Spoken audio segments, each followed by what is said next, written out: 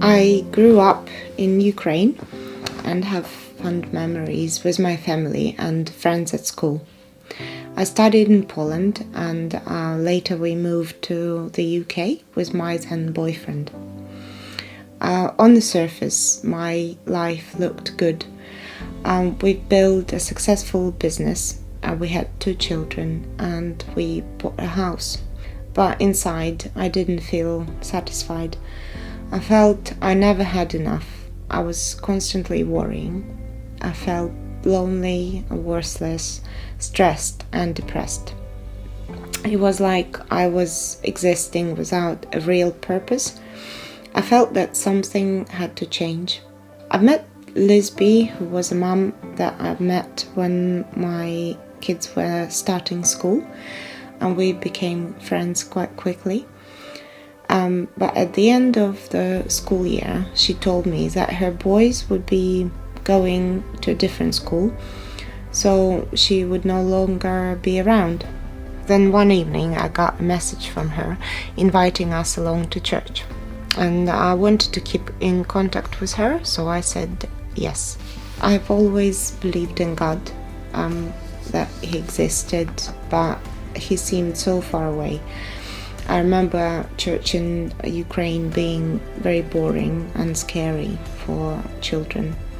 And I was really surprised when I went to Lisby's church for the first time.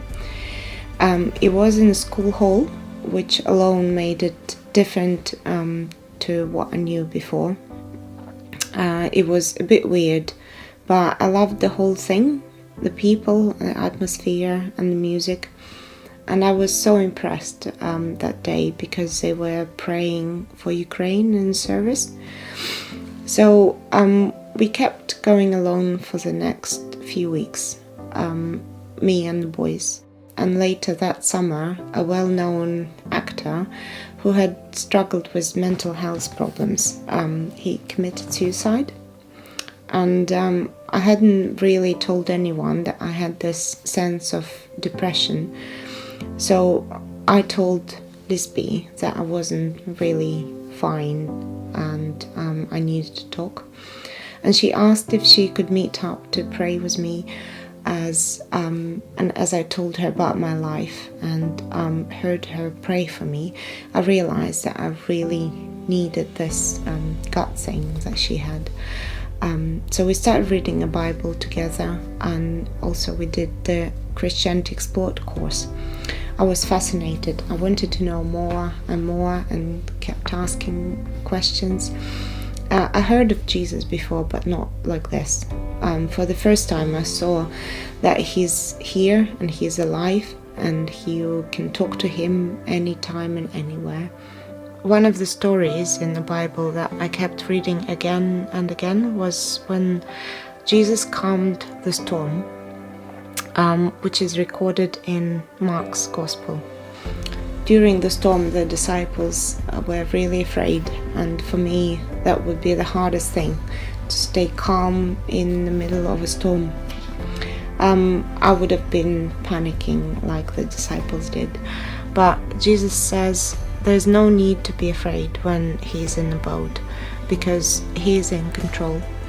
And the more I've read the story, the easier it became to stay calm in the storms of life. At the end of the Christianity Explored course, Lisby asked me if I believed that Jesus died for me and if I was ready to accept Him into my life. I said yes, and we said a little prayer thanking Jesus for dying for me, asking Him to forgive me and to be in charge of my life. And Lisby said, well, that's it, you've become a Christian. It was so simple, yet so life-changing. But it didn't fix anything straight away. It actually all went downhill. My partner's drinking habit turned into alcoholism, and I ended up having to choose between him and my children. So unfortunately we split up. And that was when the church became a lifeline. We were actually homeless, but we stayed with different friends from church for a few months at a time, and so far I've managed 2 years as a single parent of 2, homeless, broke, and not knowing if I can even stay in this country that my boys call home. But I've never felt shaken, because God has always been by my side. He has made me stronger and kinder, wiser, happier and calmer. Knowing that my Heavenly Father knows me, loves me and cares for me and is always there for me, it's changed everything that I thought I knew about myself and my life.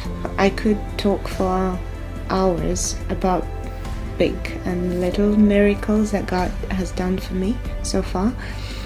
And sometimes my friends ask me, how do you stay so positive and happy and calm when there's horrible things going on? But it's because I know that God is in control. And it was one of my favorite parts of becoming a Christian, is giving up control. Before, I had to be in charge of everything and everyone, but now I can give up control. It's not that I don't care anymore, but I just don't try to control things in the same way. I know that God is in control, and that's what matters.